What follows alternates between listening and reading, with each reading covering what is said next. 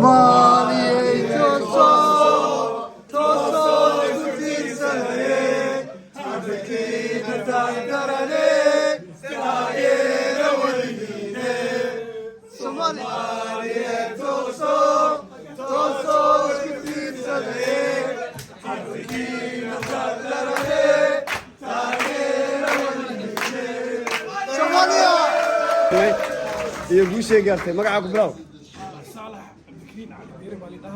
I'm the chairman of the club Kuala FC. Kohan has been around for the last sanad. Dhalinyarayaasha magaalada xaafadda baa isku keenay. Maanta aad iyo aad baan ku faraxsanahay inaan guuleysanay 6-1 against Neutral Stars. oo kooxo masha Allah iyaga xataa iska fiicin, they're a good team themselves. But maanta wallahi I've got to give up to the star boy ninka Hussein Kala soo dhawaad.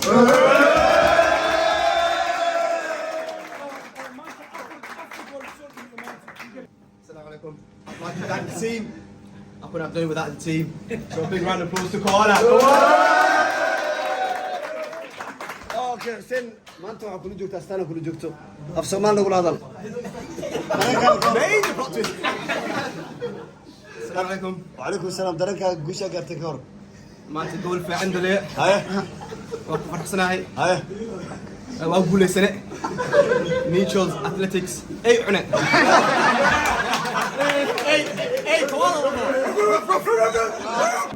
Coach iyo Abdeeq kale please soo dhawaada. Okay. Lahi kale. Neutral Stars kooxda Koala waan guuleysanay si fiican baan u guuleysanay. Neutral Stars way yara kale second half ka taalay ciyaaro fiican baan haysan anigu oo diyaara tiimo kooxo fiican ka ciyaara so insha Allah khair galona oo ka badana insha Allah Koala up Koala up Koala up Koala up أنا عبد الله يوسف الرحاب وحنا بين كوالا FC وجه عالمك ما تحال عيرنا نيوترال ستارز سكور كل هاد 6-1 ما لما هو دوم حي ده يجا كوالا FC واحد لأن أول ملعب أنا قلت فعليهن لكن ما تسي آديات وأتصني أنا كوالا FC أنا فعليهن توم كسرة كوالا FC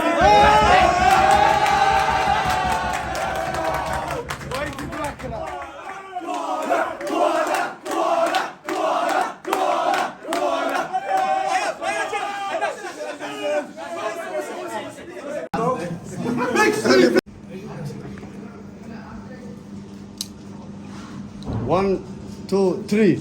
Somaliye toso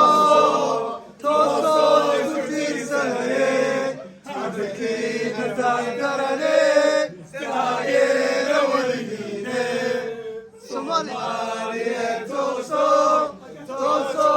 gudisane Afrikina tangarane Sayera waline Somalia.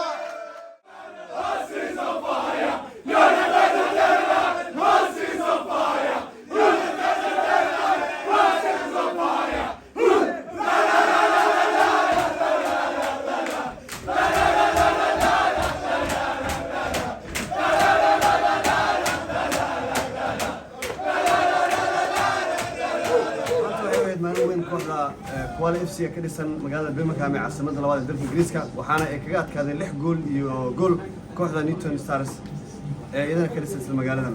Qolka dabaaldega waxaa ka dhacay dabaaldeg aad u weyn waxaana ciyaartoydu u dabaaldegeen guushan taariikhiga ay gaareen iyadoo Astaan Sports ay dareenka ka qabatay qaar ka mid ah ciyaartoydu guusha ay soo hoysay.